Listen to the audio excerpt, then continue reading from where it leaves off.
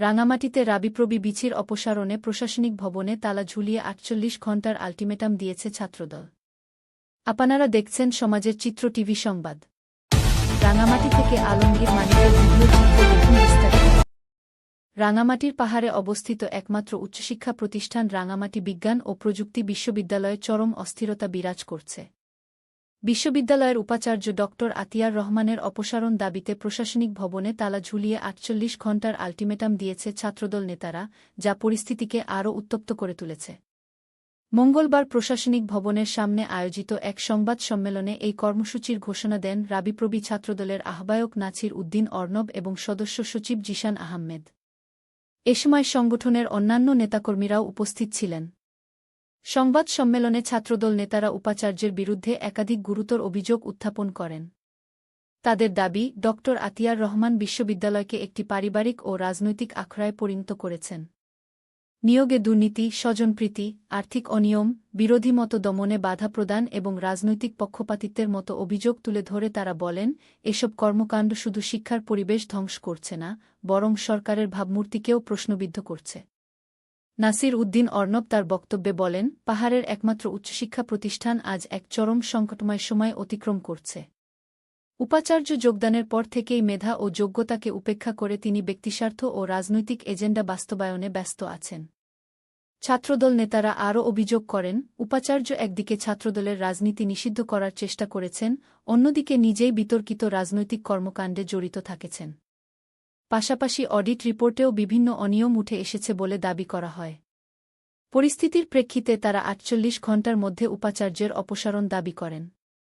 অন্যথায় আত্মসম্মান রক্ষার্থে তাকে স্বেচ্ছায় পদত্যাগ করার আহ্বান জানান তারা। নির্ধারিত সময়ের মধ্যে দাবি পূরণ না হলে আরও কঠোর কর্মসূচির হুঁশিয়ারিও দেওয়া হয়েছে। সংবাদ সম্মেলন শেষে ছাত্রদল নেতারা উপাচার্যের কার্যালয়ের ফটকে তালা ঝুলিয়ে প্রতীকী অবরোধ কর্মসূচি পালন করেন, যা বিশ্ববিদ্যালয়ের চলমান সংকটকে নতুন মাত্রা দিয়েছে।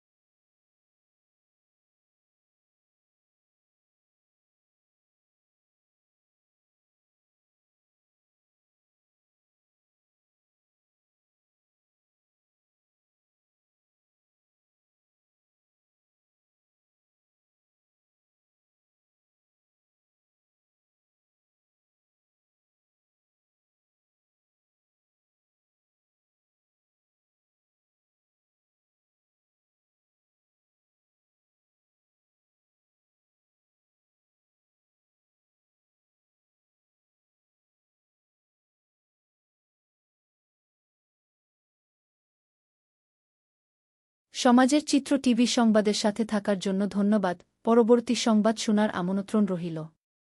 সবার আগে আপনার এলাকার সংবাদ পেতে আমাদের চ্যানেলটিকে সাবস্ক্রাইব, লাইক, ফলো দিয়ে সাথে থাকুন।